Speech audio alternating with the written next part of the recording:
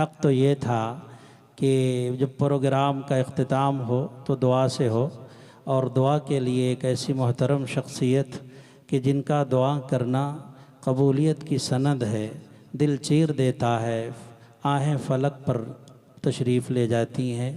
ہمارے درمیان سلسلے نقشبندیہ کے بہت اہم، انتہائی عظیم شیخ ہیں، لیکن ناسازگاری طبع کے باعث بہت زیادہ دیر، پھر بھی بہت دیر تک بیٹھے رہے۔ جتنی دیر بھی بیٹھے رہے حضرت، ہم مشکور و ممنون ہیں۔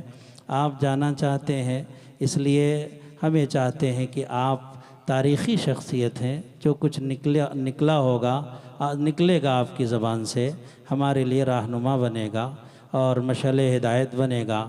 تو میں حضرت والا سے گزارش کروں گا، حضرت مولانا سید محمد طلحہ صاحب نقشبندی سے، کہ حضرت جتنی وشاست ہو ہم سامعین کو اپنی نصائح عالیہ غالیہ سے مستفیض فرما دیں۔ اب حضرت کو میں آواز دیتا ہوں، زحمت دیتا ہوں، حضرت والا تشریف لائیں۔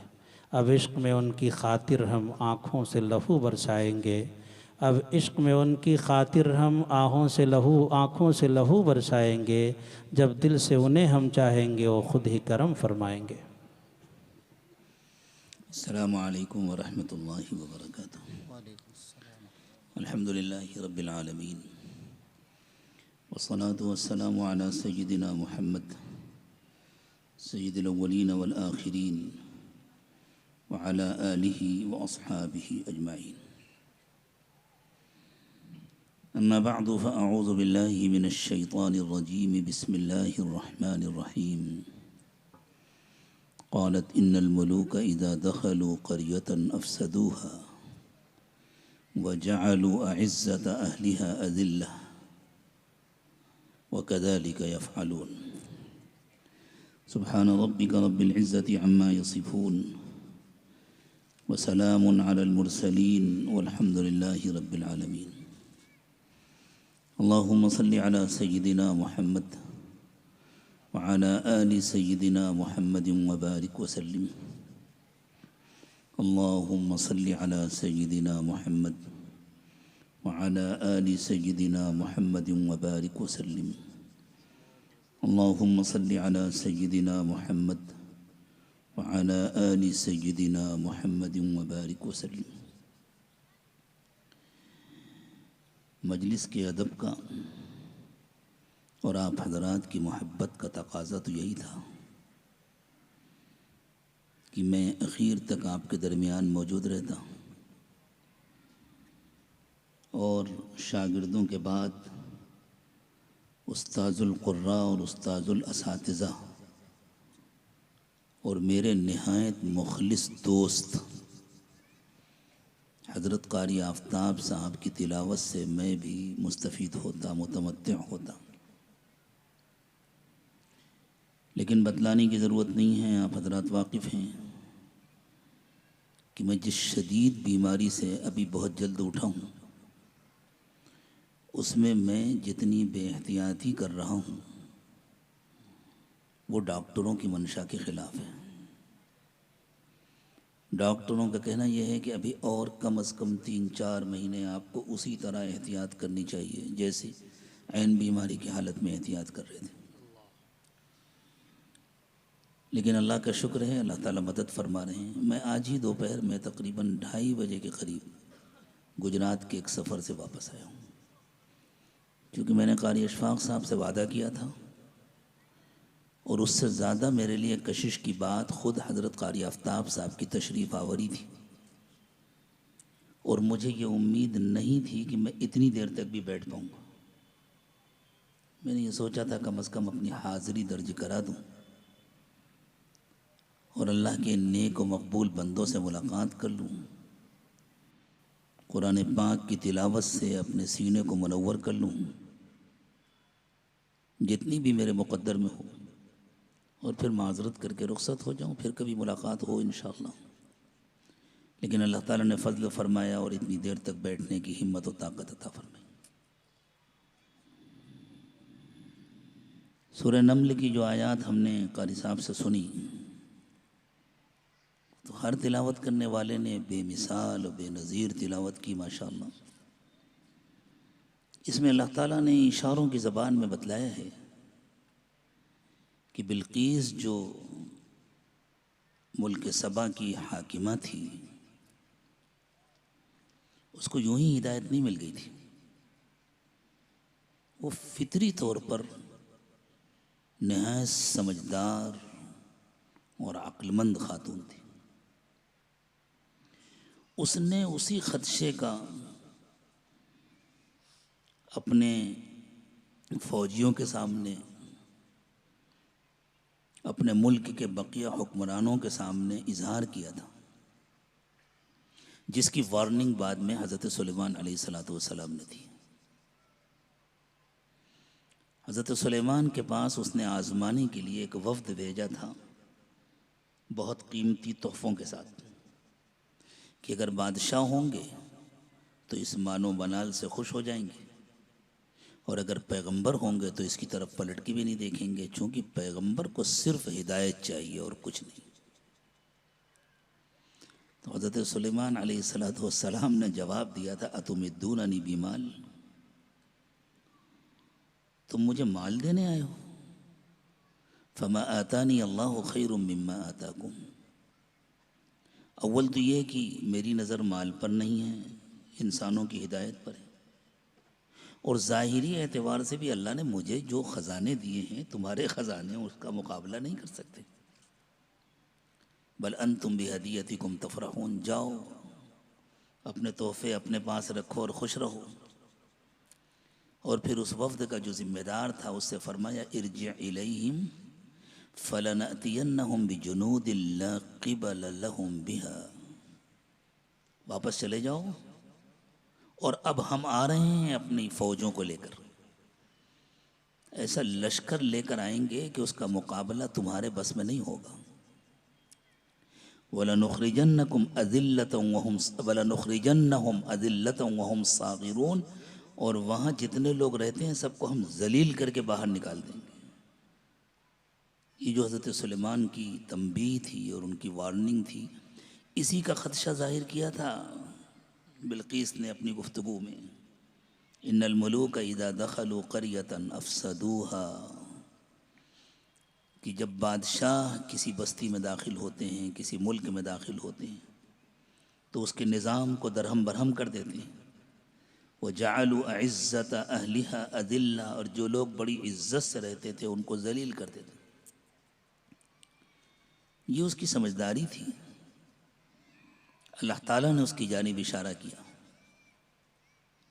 لیکن قرآن اللہ کا عجیب و غریب کلام ہے. قرآن کے ظاہری الفاظ کے ایک معنی ہوتے ہیں اور وہ مقصود ہوتے ہیں، لیکن اس کے ساتھ ساتھ قرآن اپنے دامن میں اور بھی معانی سمیٹے ہوتا ہے.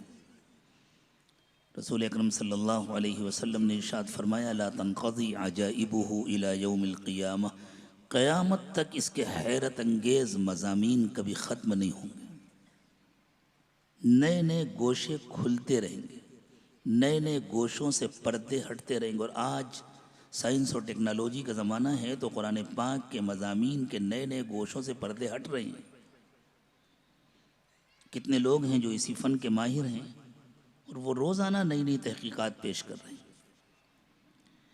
ہمارے بزرگوں میں بہت بڑا نام ہے، خاص طور سے فقہ اور تفسیر کے اعتبار سے مشہور ہے، لیکن اللہ تعالیٰ نے ان کو ہر فن کا ماہر بنایا تھا. فقہ کے، تفسیر کے، حدیث کے،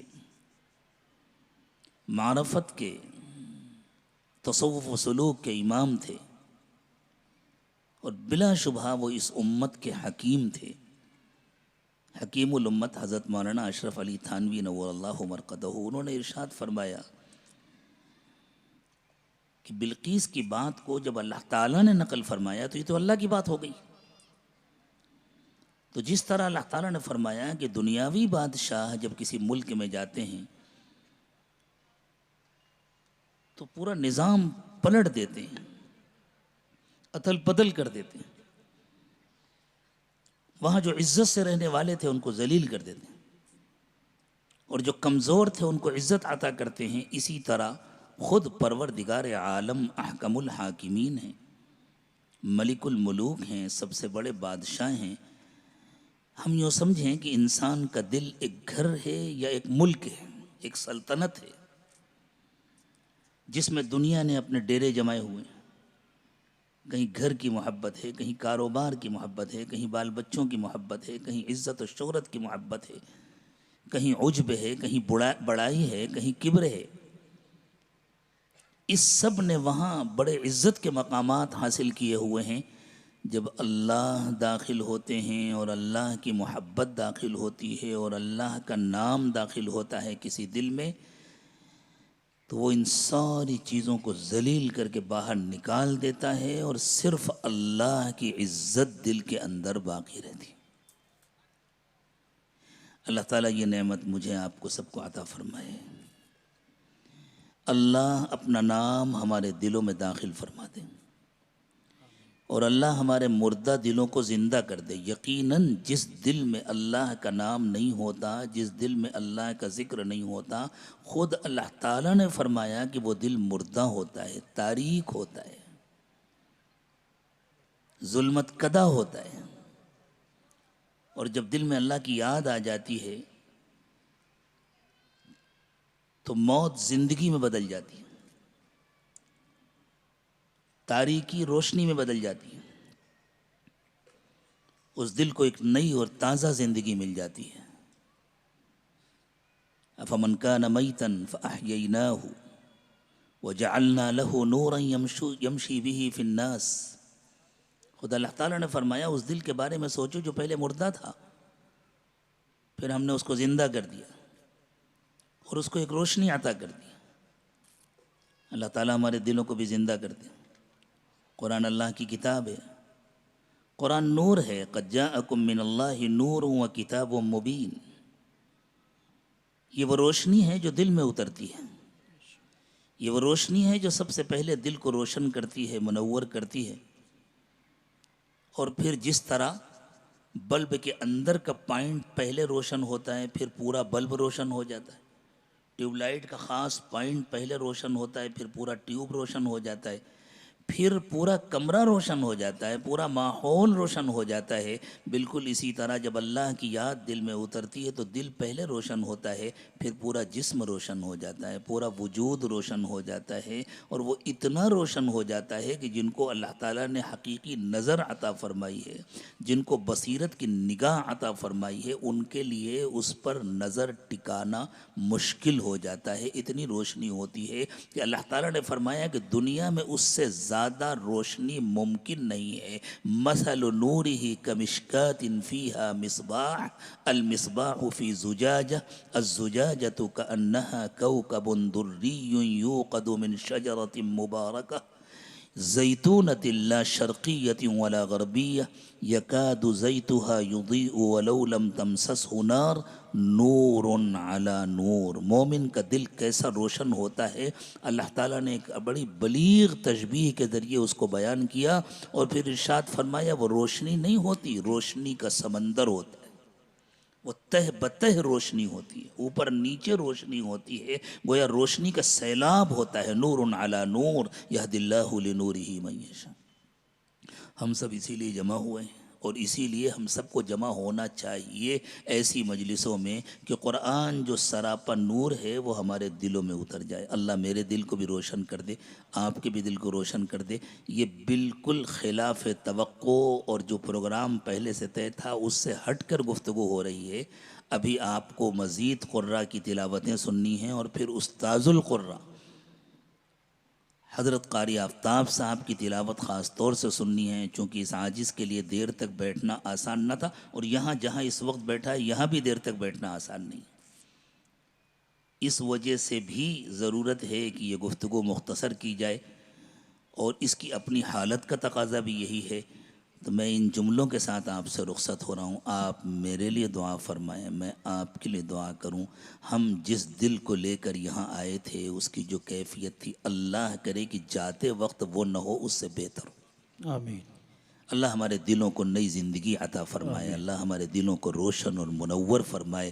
وآخر دعوانا ان الحمدللہ رب العالمین۔ میں ان طلباء کو بھی مبارکباد دے رہا ہوں جن کی دستار بندی ہوئی، اللہ تعالیٰ ان کو اس نعمت کی حفاظت کرنے کی توفیق عطا فرمائے۔ السلام علیکم ورحمۃ اللہ وبرکاتہ۔ السلام۔ دل حزین تو جو دنیا میں الجھا رہتا ہے، دل حزین تو جو دنیا میں الجھا رہتا ہے، خدا کرے کہ تجھے عشق مصطفیٰ ہو جائے۔ درفشانی نے تیری قطروں کو دریا کر دیا، درفشانی نے تیری قطروں کو دریا کر دیا، دل کو روشن کر دیا، آنکھوں کو بینا کر دیا۔ خود نہ تھے جو راہ پر اوروں کے ہادی بن گئے، کیا نظر تھی جس نے مردوں کو مسیحا کر دیا۔ حضرت والا نے بیش قیمت نصیحتوں سے ہمیں سرفراز فرمایا۔ اللہ تعالیٰ حرز جاں بنانے کی توفیق عطا فرمائے۔